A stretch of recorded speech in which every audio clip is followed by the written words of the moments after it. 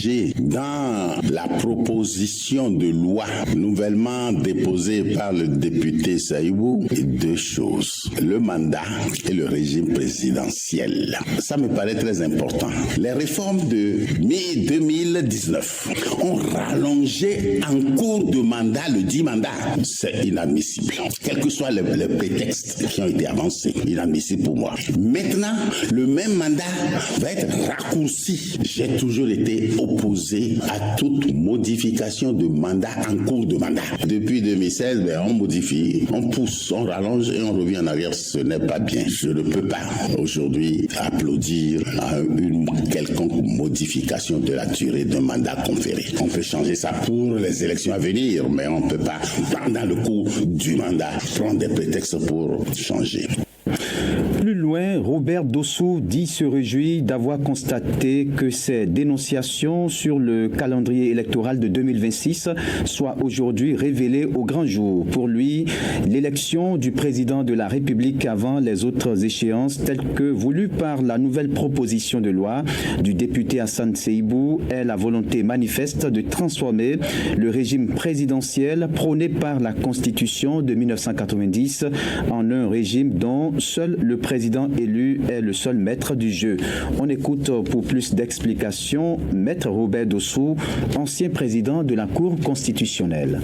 Dans ce projet de loi qui tend à faire précéder toutes les élections de 2026 par l'élection du président de la République a été explicite. C'est un aveu, c'est une révélation du désir délibéré, de la décision délibérée de transformer le régime présidentiel de la Constitution du 11 décembre 1990 en un régime présidentialiste. C'est-à-dire, il y a un aveu qui est fait à travers les exposés de motifs.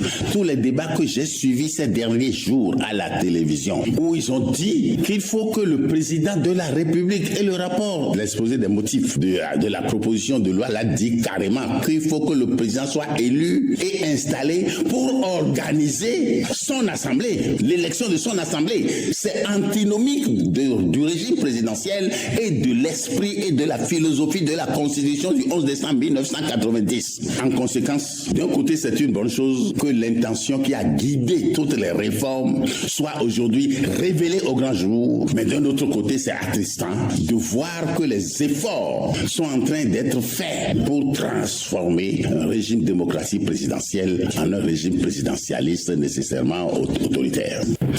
Vous venez de suivre les propos de Maître Robert Dossou et toujours relativement à cette actualité, retenez qu'une quinzaine d'organisations de suivi du Parlement s'opposent au projet de révision de la Constitution en gestation. Elles l'ont fait savoir à travers un message adressé à Louis Vlavonou, président de l'Assemblée nationale. Et selon des informations, les organisations de suivi du Parlement estiment qu'aucune des modifications ordonnées dans la décision DCC 24-001 par la Cour constitutionnelle n'emporte une nécessité de réviser la loi fondamentale du Bénin. Notons que la démarche du requérant qui a saisi la Cour constitutionnelle pour corriger des imperfections dans le code électoral vise essentiellement à permettre aux maires actuellement en fonction de parrainer les candidats à la présidentielle de 2026. Au nombre dans la liste, bien entendu, des organisations signataires, on peut citer Social Watch Bénin. Autre volet de l'actualité dans ce 13h, le gouvernement a décidé à en finir avec la cybercriminalité au Bénin. Depuis plusieurs mois, l'exécutif mène une lutte sans merci contre les gaimen et comme on le surnomme cheville ouvrière de cette traque, l'Office central de répression de la cybercriminalité, OCRC, a déjà mis la main sur des centaines de jeunes. Mais quel impact cela a-t-il sur l'animation de l'activité économique? Aristide Kanoussou, notre correspondant sur place à Cotonou, a fait le constat. Dans les restaurants qui bondaient de monde, en majorité juvénile, c'est le calme plat. Plus d'entrées massives, fini les dépenses onéreuses ou les fêtes hyperboliques. Et pour cause, les grands artisans de cette nouvelle ère de vie de Patachon sont traqués jusqu'à la dernière limite de leur retranchement. Il s'agit des cybercriminels à qui le gouvernement du président Patrice Talon a déclaré une guerre sans merci pour restaurer la fière identité que portait la destination Bénin. La conséquence économique de cette lutte, certains la ressentent sous la peau. Maman Abdul Aziz est garagiste en plein cœur de la ville de Cotonou. Franchement, moi, de mon côté, ça ne marche pas trop parce que je n'ai plus de clientèle comme ça. Bien vrai, j'ai réparé certaines voitures pour certaines personnes, mais ils ne sont plus comme le pays, ça ne va pas, ils ne sont plus là. Donc, on essaye de faire avec, mais ce n'est pas encore ça. Le gouvernement n'a qu'à essayer de voir, ils vont faire juste peut-être quelques temps, mais essayer de les libérer ou ça. Ils peuvent toutefois les trouver de boulot dès qu'ils sortent du prison, ils vont se lancer dans leurs propres activités. L'économie béninoise ou les conditions socio-économiques se seraient dégradées à cause de la chasse lancée à ces cybercriminels. Un avis que rejette Inès Tenso, l'artiste musicien Vincent Akekekenou, qui est d'ailleurs promoteur d'un bar à Cotonou. C'est faux. L'économie nationale n'est pas en difficulté. Non, je m'insurge en faux parce que quand vous gagnez de l'argent, facilement ou difficilement, c'est vous seul qui allez vivre. Vous prenez votre argent, vous allez là où vous voulez et vous vivez correctement. Mais ça ne veut pas dire que l'économie béninoise marche. L'économie béninoise marche depuis que le président Talon est là. Patrick, un Français habitué du Bénin, ayant d'ailleurs été victime une fois de la cybercriminalité, s'offusquant contre l'appât et la recherche du gain facile qui constitue selon lui le moteur de ce crime, a toutefois émis des réserves sur l'avenir de cette lutte. Le problème, c'est que les gens ne savent pas et les gens sont attirés par l'argent. Tout le monde est attiré, c'est naturel. Mais c'est pas parce que tu vas lutter, les présidents, les politiques, que ça va changer beaucoup. C'est bien sûr qu'il faut faire quelque chose. Je dis pas qu'il faut rien faire. Une chose est sûre, la cybercriminalité n'a pas aidé la réputation du Bénin et il fallait, à défaut de l'éradiquer, la faire reculer. Ce que le gouvernement semble réussir, car la plupart de ces jeunes se retranchent désormais dans les pays limitrophes comme le Niger, le Togo, etc. Aristide Kanoussou, Cotonou, pour Fraternité FM. Mesdames, Messieurs, l'édition se poursuit. Je l'annonçais en titre cardénois. Le professeur Paulin Routondi n'est plus. Il a tiré sa révérence ce vendredi 2 février 2024 dans sa 84e année. L'annonce de son décès est faite par le président de l'association des journalistes et communicateurs de l'église protestante méthodiste du Bénin. Mais les circonstances ne sont pas encore connues. L'illustre disparu est un philosophe africain, un homme politique qui a été 2 fois ministre au Bénin. Il a enseigné dans les universités de Besançon, de Kinshasa, de Lubumbashi. Écrivain, il a mené depuis 1972 sa carrière d'enseignant à l'université d'Abomey-Calavi. Il est chrétien protestant méthodiste et devrait même aujourd'hui participer à l'Assemblée générale des laïcs de l'église au temple Bethel de Cotonou. Mais le sort en a décidé autrement. Paix à l'âme du disparu. Retenez également, mesdames, messieurs, que la commune de Diakotomé connaît pendant ce temps son nouveau maire. Il a nom Ulrich Sokigbe. Il a été désigné par le parti majoritaire, l'Union progressiste Le Renouveau. Le nouveau maire, qui remplace ainsi Bruno Fangbedi, décédé en pleine fonction, sera assisté dans ses fonctions par Antoine Ninclé au poste de premier adjoint et Victorine Agbemaoulé au poste de deuxième adjoint. Ils seront installés dans leur fonction par le préfet Christophe Mebedi le lundi 5 février prochain. Mesdames, Messieurs, l'édition se poursuit, mais avant, on marque une courte pause. Retour à Parakou, voies dégradées, insécurité récurrente ou encore difficulté d'accès à l'eau potable, surtout en saison sèche. Le quartier Pérouguera, dans le premier arrondissement de Parakou, fait face à plusieurs défis. Et comme si cela ne suffisait pas, c'est l'accès à l'électricité qui révèle également d'un véritable parcours du combattant. Ceci en raison de l'insuffisance de poteaux électriques. Conséquence, les habitants sont obligés de composer avec les poteaux poteaux en bois avec tous les risques qui vont avec. Jérémy Bossou est un habitant du quartier Péruguera. Suivez sa réaction. Effectivement, c'est réel. Même où moi je suis présentement, je suis entre deux vents qui n'ont pas de poteaux. Donc nous sommes obligés de faire les araignées, tirer de fil par-ci, par-là. Il y a certains vents qui ont des poteaux. Et il y a des vents aussi qui n'ont pas reçu des poteaux, alors que c'est au beau milieu de la ville. Ils ont délaissé certains vents qui n'ont pas reçu de poteaux depuis qu'ils ont envoyé l'électricité dans le quartier. Pour ces vents n'ont pas reçu de poteaux jusqu'en présent. Et que nous gagnons chaque matin en propos de ces vents-là. Et jusqu'en présent, ça a été fait, on n'a pas de poteaux. Il y a beaucoup de risques. Il peut y avoir des incendies. Ça, c'est un risque. Cela peut nous emporter beaucoup de problèmes parce que quand les bois tombent, c'est un risque. Vous pouvez piétiner ce fil et ça peut vous prendre, ou bien les enfants peuvent piétiner, ça peut les prendre. Donc, c'est le risque que nous courons dans les quartiers, c'est ça. Il y a des animaux ou bien des gens qui perdent du passage, qui peuvent aller s'accrocher à ces fils et c'est des risques aussi. Pour les habitants de Péruguera, ce problème qui dure depuis des années compromet le développement de leur quartier. C'est pourquoi ils lancent l'appel que voici au conseil municipal. Jérémy Bossou qu'on écoute, il est suivi dans ses propos de Rachel Mouéounon. Nous lançons appel à notre maire, s'il a l'écoute. Les vents qui n'ont pas de poteaux, ils n'ont qu'à pardonner, ils n'ont qu'à nous amener des poteaux parce que nous avons besoin de ces poteaux aussi pour au moins prendre des compteurs dans nos maisons. Donc nous lançons un appel de bien vouloir voir la direction de la SBE qu'ils vont nous envoyer les poteaux pour que nous allons trouver la paix dans le quartier. Et oui, le constat est fait aussi dans le quartier, il n'y a pas assez de poteaux électriques. C'est pas la seule vent. De l'autre côté aussi, c'est le même constat. Quels sont les risques auxquels vous êtes? Des fois, on est obligé de prendre des bois et plusieurs personnes s'associent à ça. Donc, souvent, vous voyez que ça donne quelque chose comme sous forme toile d'araignée. Il y a aussi les courts-circuits. Des fois, ça prend feu. Il y a tout ça. Ce que moi, j'ai dit, ils n'ont qu'à faire un tour dans le quartier, voir ce qui se passe réellement. Parce qu'à distance, on dit, ils ne peuvent pas croire. Autre volet de l'information dans ce 13h, des jeunes incapables de parler couramment leur langue maternelle. Le constat est patent aujourd'hui dans nos sociétés. La langue maternelle qui constitue un facteur essentiel dans l'inclusion, l'intégration et dans l'apprentissage des enfants est reléguée au second rang. Certains parents vont jusqu'à interdire à leurs enfants de s'exprimer dans leur langue maternelle et préfèrent des langues étrangères.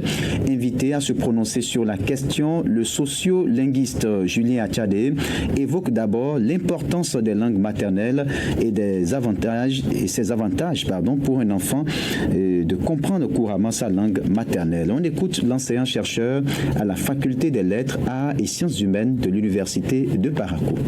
La langue maternelle, d'un point de vue sociolinguistique, on entend par la première langue par laquelle l'on a fait l'acquisition du langage. C'est la langue généralement de la maman, voilà, de la mère. Donc c'est supposé être la langue de la mère. Mais en réalité, comme ça peut arriver que ce ne soit pas le cas, on parle donc de langue maternelle lorsqu'il s'agit de la première langue par laquelle un individu a fait son apprentissage. L'importance ici de cette langue maternelle, c'est que c'est la langue en quelque sorte nourricière. Il y a des études qui ont montré que l'enfant en réalité apprend à parler sa langue depuis le ventre de sa maman. Une mère en état communique avec son enfant et par rapport à ça développe des prédispositions à apprendre cette langue-là. Donc une langue que l'on apprend, que l'on entend depuis le ventre de sa maman, on a plus de facilité à parler cette langue-là, on a plus de facilité à s'en imprégner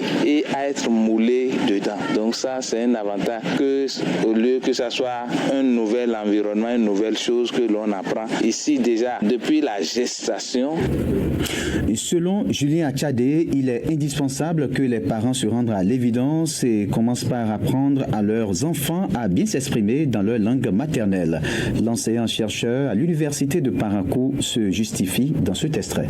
Aucun inconvénient sur l'enfant, tout est ici bénéfice, tout est bénéfice, aucun inconvénient. Cet enfant-là a vraiment développé tout ce qu'il faut, pour acquérir vraiment la langue langues de Sam. Il n'y a aucun inconvénient à apprendre. Cela n'est que bénéfique pour l'enfant. Plus qu'une fondation, un soubassement, c'est-à-dire ce qu'il faut, ce sur quoi tout le reste se repose, y compris même sur le plan psycho-affectif, sur le plan psycholinguistique. Les victimes, ce sont ces enfants-là. Effectivement, aujourd'hui, de plus en plus, on rencontre des jeunes qui disent « je ne comprends aucune autre langue que le français ». C'est dommage. Le chromosome qui les a fabriqués, tous, leur être, leur identité, c'est pas un chromosome français. J'éprouve de la compassion pour ces victimes innocentes. Et aux parents qui se comportent comme ça, je leur dirais d'entrer et d'emblée, sans soucier, que c'est pas ignorance qu'ils le font, c'est pas mépris d'eux-mêmes. Et l'ignorance se situe à deux niveaux. Le premier niveau, c'est qu'ils ne savent pas qu'ils sont en train de briser l'avenir de leur enfant. L'édition se poursuit, mais cette fois-ci avec les nouvelles sportives.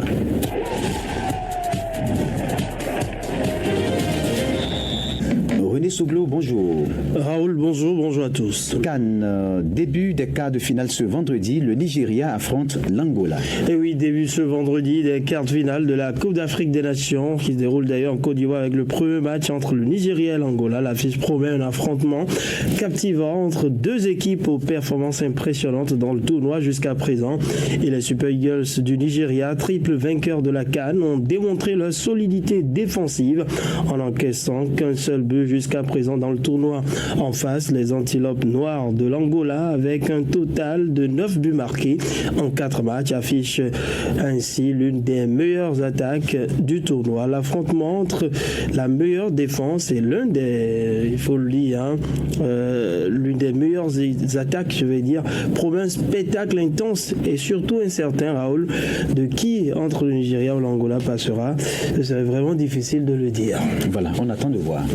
À 21h, pendant ce temps, la RDC et la Guinée se retrouvent pour une place dans le dernier carré aussi. La République démocratique du Congo et la Guinée se préparent à en découdre en quart de finale de la CAN. Ce soir à partir de 21h. Cela fait déjà plus de 6 ans que les deux nations ne se sont pas affrontées. Et lors de leur dernier face-à-face en novembre 2017, les Léopards avaient emporté 3-1. C'était lors des éliminatoires de la Coupe du Monde 2018. Toutefois, les circonstances et les équipes ont depuis évolué. Et pour rappel, la RDC n'a toujours pas remporté un seul match dans le temps réglementaire, mais se retrouve en quart de finale, comme d'ailleurs les Écureuils du Bénin, aujourd'hui Guépard. C'était en 2019. Merci à vous René Souglo, c'était le journal des sports. À présent, l'actualité africaine.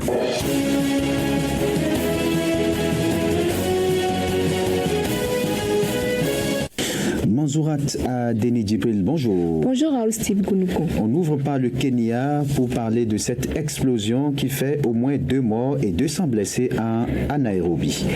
Au moins 3 décès et plus de 270 blessés, c'est le bilan de l'incendie qui a enflammé un entrepôt de textiles. Il s'est déclaré lorsqu'un camion transportant du gaz a explosé. Le bilan pourrait s'alourdir dans les prochains jours en raison de la densité du feu. Des bâtiments résidentiels, des commerces et des voitures ont été endommagés par l'explosion. Après cet incident survenu dans la capitale du Kenya, la proximité d'entreprises industrielles avec les habitations a soulevé des questions quant à l'application des plans de la ville. Par ailleurs, des responsables du gouvernement du comté ont été accusés d'avoir accepté des pots de vin pour ignorer les codes et réglementations du bâtiment.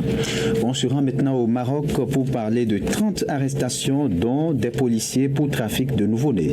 Les autorités marocaines ont arrêté cette semaine 30 personnes dans la ville de Fès sous de multiples chefs d'accusation. Les suspects, parmi lesquels des agents des forces de l'ordre, des médecins, des infirmiers et d'autres professionnels de la santé, ont été arrêtés en début de semaine. Ils sont accusés de travailler avec des mères célibataires pour vendre des bébés à des familles désireuses d'adopter. Leur stratagème impliquait également l'extorsion, la fraude et le vol de médicaments qui ne sont pas vendus sans ordonnance. Et puis, on termine par l'Afrique du Sud, ou au Soudan du Sud, où au moins 38 morts dans des affrontements communautaires communautaire. Les habitants d'une zone marécageuse du centre du Soudan du Sud se sont affrontés avec des éleveurs de bétail venus chercher de l'eau et des pâturages pendant la saison sèche. Au moins 38 personnes ont été tuées et 52 ont été blessées par balle. L'affrontement a eu lieu dans la région d'Alor qui se trouve dans l'état des lacs et borde à la fois les états de Warrap et d'Unity.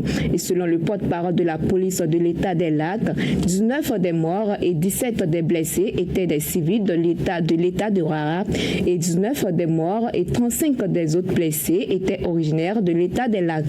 Les forces de sécurité avaient été envoyées pour calmer la situation et éloigner les éleveurs des zones humides contestées. Merci à vous. C'était l'actualité africaine. Place maintenant, mesdames, messieurs, à la revue de presse nationale. C'est une présentation de Epiphane Chabi.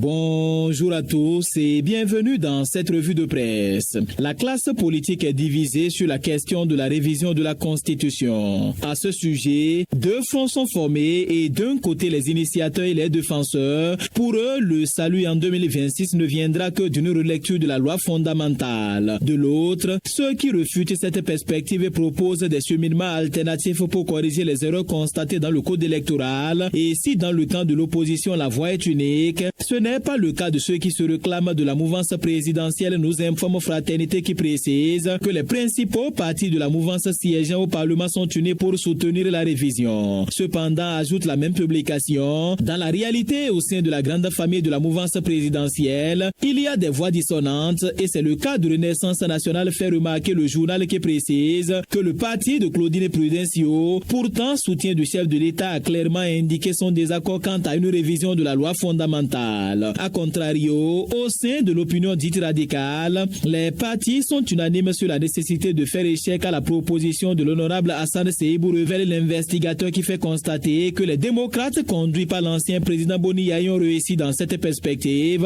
à rallier le GSR, le MPL et le NFN. Même la FCBE qui actuellement fait cavalier seul reste dans la même logique que ses compères de l'opposition et au total, 6 partis toute obédience confondus sont rangés contre la proposition de loi portant révision de la Constitution, alors que celle le Bloc républicain, l'Union progressiste et le Renouveau sont dans la démarche de la relecture. Par ailleurs, Moël Bénin n'a pas encore donné une position claire sur la question et en revanche, le parti des élites engagées est dans un combat contre l'exclusion par une saisine de la Cour constitutionnelle sur une disposition du code électoral. Et dans cet imbroglio, Fraternité fait remarquer qu'un maillon est certainement pour l'instant abandonné sur le quai. Il s'agit selon le journal de la société civile qui pourtant est une force vive et qui depuis l'ère du renouveau démocratique a toujours eu son mot à dire. Bizarrement, dans le débat qui se mène actuellement sur la révision, la publication révèle que cette frange de la vie sociopolitique n'a pas été invitée à donner sa position lors des discussions engagées par le chef de l'État. Et pour précision, Matin Libre nous apprend que le président Boni Yayi du parti Les Démocrates a déjà en sa possession la procuration de ses députés quant aux votes qui devront aboutir à la révision de la loi fondamentale, histoire de s'assurer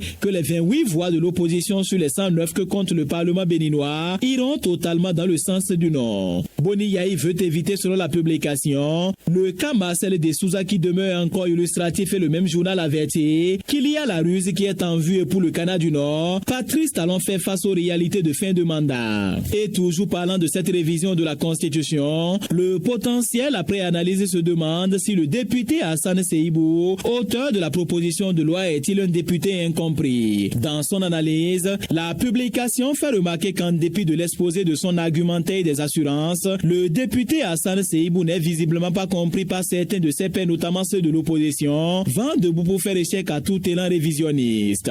Parlons diplomatie dans cette revue avec la Nouvelle Tribune qui nous informe que Patrice Talon s'est envolé pour Paris ce 1er février 2024. Au cours de son séjour, le chef de l'État aura certainement rencontré le président français Emmanuel Macron et ce sera l'occasion pour les deux hommes d'État de réchauffer les liens de coopération qui existent entre le Bénin et la France depuis plusieurs décennies. l'économie. Et pendant ce temps, Bénin Intelligence s'intéresse au classement des polices professionnelles en Afrique et précise que le Bénin est dans le top 5.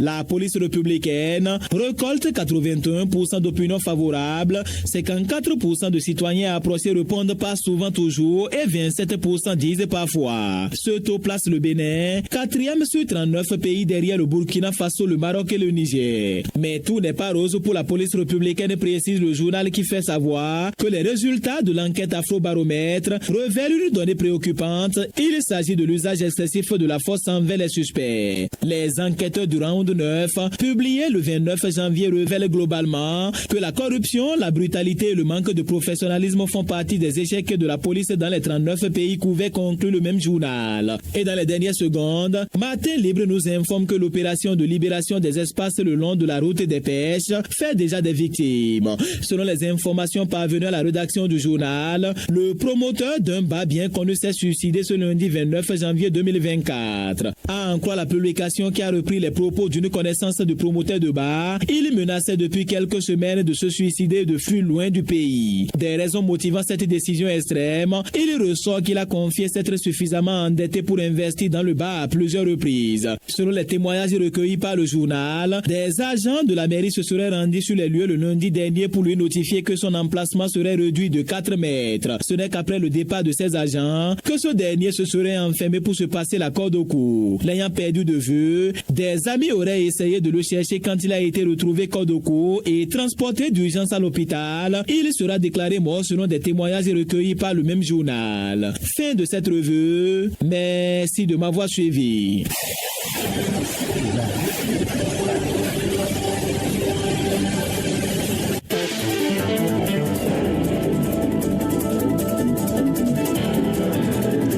Mesdames, Messieurs, ainsi s'achève cette édition, mais retenez pour l'essentiel que la question autour de la proposition de révision de la Constitution béninoise nourrit toujours l'actualité. Maître Robert Dossou s'invite une fois encore dans le débat. Pour l'ancien président de la Cour constitutionnelle, la loi fondamentale perd sa crédibilité et sa valeur du fait des révisions répétées dont elle fait l'objet. Vous aviez suivi ces analyses. Le professeur Paulin Routondi, lui, n'est plus. Il a tiré sa révérence ce matin dans sa 84e année. L'homme que le Bénin pleure est philosophe, enseignant d'université, homme politique et écrivain. Et puis le sport. En sport, nous avons parlé justement de la Coupe d'Afrique des Nations qui reprend ses droits de citer après quelques jours de pause. Au menu ce vendredi, 2 affiches des quarts de finale. Le Nigeria affronte l'Angola et la République démocratique du Congo se mesure à la Guinée. René Soglo était en studio pour nous apporter toutes les précisions relativement à ces confrontations qui donneront accès au dernier carré de la compétition. Vous l'avez suivi. Jacqueline Dogui à l'édition, aux manipulations techniques, Socrate à Dantonné. J'ai bénéficié de le live, bien entendu, l'œuvre de Christian Avossetien en direct. Je suis Raoul Steve Gounoukon. Merci de nous avoir suivis. C'était le journal sur Fraternité FM. Le meilleur de la musique. Fraternité FM 96.5. Merci d'écouter Fraternité FM.